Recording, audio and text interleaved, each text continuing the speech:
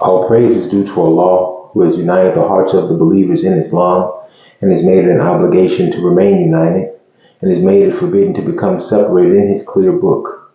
I bear witness that there is nothing worthy of worship except Allah, who guides to the straight path whom He wills. And I bear witness that our leader Muhammad is His messenger and the best caller to the way that is straight. O Allah, send your prayers and your peace upon our leader Muhammad and upon his family and upon his companions, whose hearts were united and whose souls were educated, so that they became victorious leaders. And what follows thereafter, O believers of Allah, I advise you as well as I advise myself, to first have the proper regard for Allah and thereafter be obedient to Him. Dear believers, I greet you with the universal greetings of peace.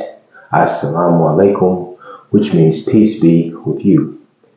This week we look at the Rabbana that says, O our Lord, judge between us and our people with truth, for you are the best of judges.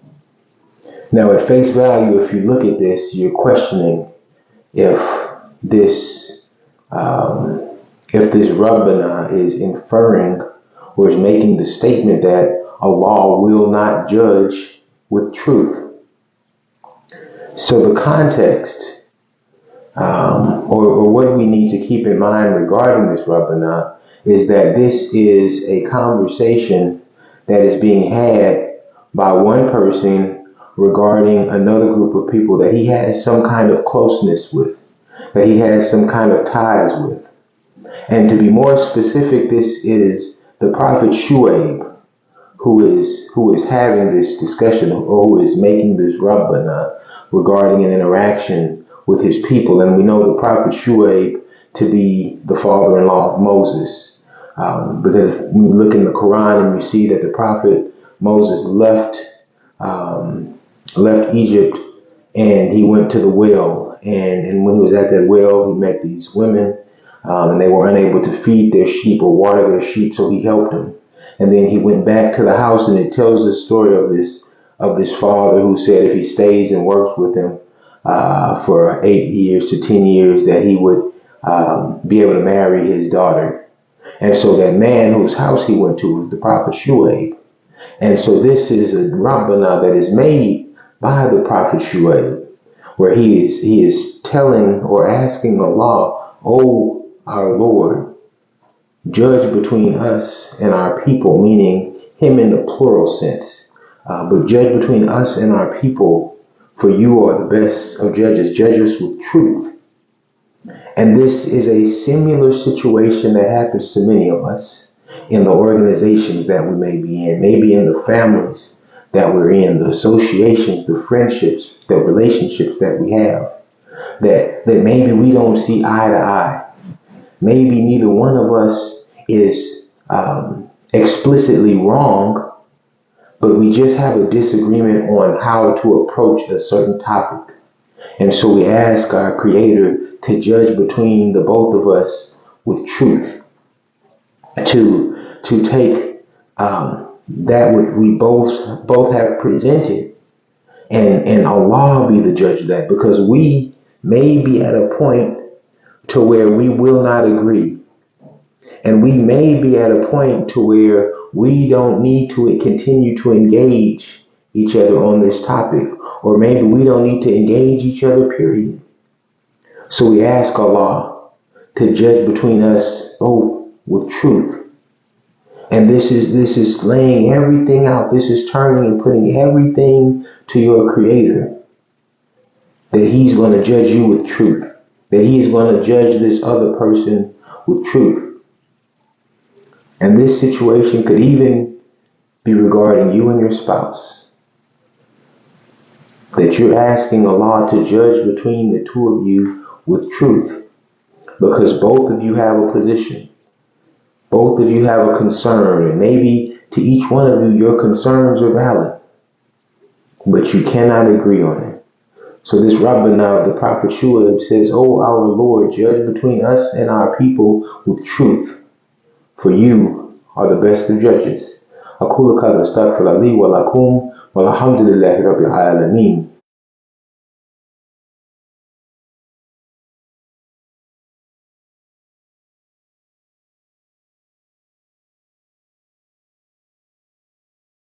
اللهم صل على محمد وعلى آل محمد كما صليت على إبراهيم وعلى آل إبراهيم إنك حميد مجيد. اللهم بارك على محمد وعلى آل محمد كما باركت على إبراهيم وعلى آل إبراهيم إنك حميد مجيد. O our Lord, judge between us and our people with truth, for you are the best of judges. So let's take this back and look at it as far as religion, or the way religion goes. And we think about how, and just without really digging into it, just at the surface level, the way some people pray with their hands to their side, and the way that some people pray with their hands on their chest or on their navel. Here is a situation where two people may be doing something that is commanded of them by their Creator. They are worshiping their Creator in the way that they understand. They're worshiping in their Creator based on their truth, based on their understanding, their study, their knowledge. And this is what the expression of that worship looks like. And you may say that I don't put my hands that way. I don't stand this way when it comes to prayer because of these reasons. And you lay them out. And they may say that I don't put my hands in this way because of these reasons, and they lay out why they do that. But here is a situation where both of us are just trying to worship our Creator. We're not trying to harm each other. We're not trying to stop the other one from worshiping. We just want to worship our Creator individually as we are called to do. So here is an instance where this du'a, this Rabbana comes to play. O our Lord, judge between both of us with truth, for you are the best of judges. Who am I to judge this person on where they hold their hands? Now we know that there are some strict left and right limits when it comes to prayer. We can't add a fifth rak'ah to du'a. We can't add a third rak'ah to Fajr. We can't take rak'ahs out of our prayers. So we know that there are some firm left and right limits. But maybe there's a brother or a sister who may just want to worship their Creator, who may just want to do what they know how to do, or what they've been influenced to do, and it doesn't fall outside of those firm limits. So we can make a choice. We can decide, let me go over here and grab this brother's hand and tell him to pick his hands up and put them on his navel. Or I can go over there and tell that brother to pull his hands down and put them to the side.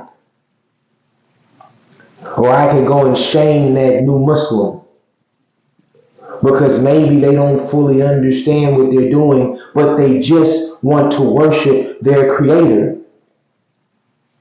Maybe I can insert myself and take the entire focus off of Allah and put it on me and put it on my feelings and what I think to be right. Or I could mind my business. If they're not falling outside of these firm left and right limits that we have in the religion, that I can pull my desire to correct somebody back. I can pull my desire to insert what I think I know to be the truth and withhold that. And maybe like the Prophet Shuʿayb, even he had a different context. But maybe like the Prophet Shuʿayb, I would know that I can't influence this person past the time that they are under my influence, whether it's physical or mental. And Allah is going to be the one to judge them ultimately.